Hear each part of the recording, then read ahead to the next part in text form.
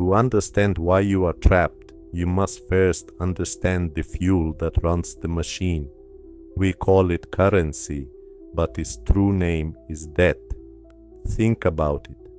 Every dollar in your pocket was borrowed into existence. If every debt in the world were paid back today, there wouldn't be a single dollar left in circulation. The system isn't just supported by debt, it is debt.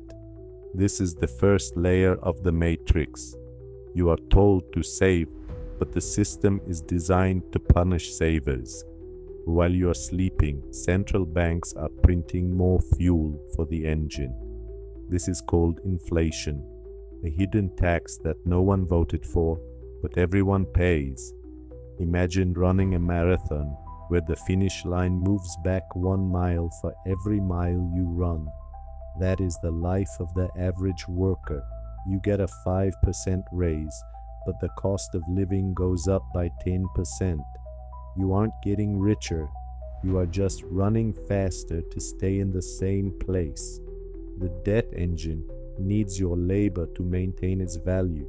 It needs you to buy the car you can't afford, the house you'll spend 30 years paying for, and the lifestyle that keeps you one paycheck away from the total collapse. They don't want you to be a criminal, they want you to be a borrower, because a borrower is a servant to the lender. But how did we get here? How did an entire civilization agree to trade their freedom for paper? The answer isn't in the banks, it's in the classroom. The greatest trick the system ever pulled was convincing you that your freedom had a prerequisite, a degree.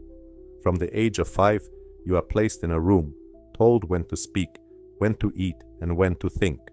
This isn't an education, it's a rehearsal for a life of obedience. The modern school system was designed during the Industrial Revolution with one specific goal: to produce efficient, compliant factory workers, people who follow instructions without questioning the why. Today, the factories have been replaced by skyscrapers and spreadsheets, but the blueprint remains the same.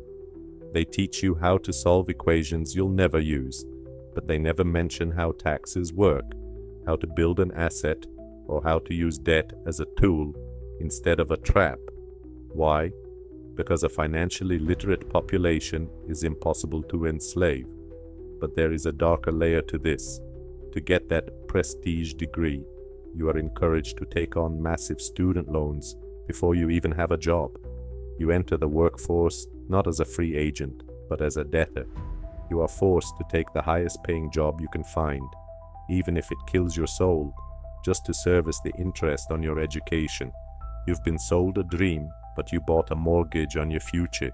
You are now part of the academic slavery, highly educated, yet financially illiterate, and legally bound to a system that needs your labor to survive. And once you are locked into this cycle, the system moves to the next phase. It's time to settle down. It's time for the 40-year trap. If you survive the education system and secure a good job, you are welcomed into the most comfortable prison ever built, the 40-year trap. The deal is simple. You give them your best years, your 20s, 30s, and 40s, and in exchange, you get the right to relax when your body is too tired to enjoy it. Society celebrates this. They call it stability. But look closer at the math. You spend 5 days a week trading your life for 2 days of freedom. That's a 71% tax on your existence, even before the government takes their cut. You aren't living a life, you're managing a weekend.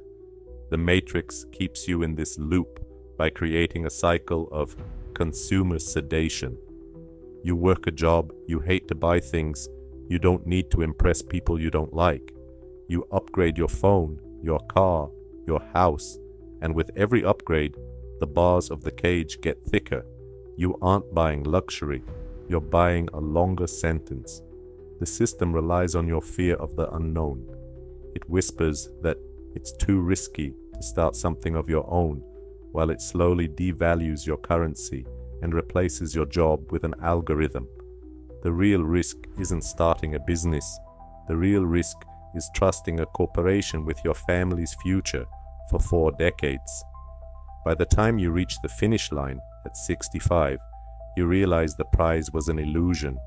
The 401k, the pension, the retirement plan, they were just tools to keep you productive during your peak years. You've traded your youth for a gold watch and a pat on the back. But what if there was a crack in the wall? What if you could condense 40 years of wealth into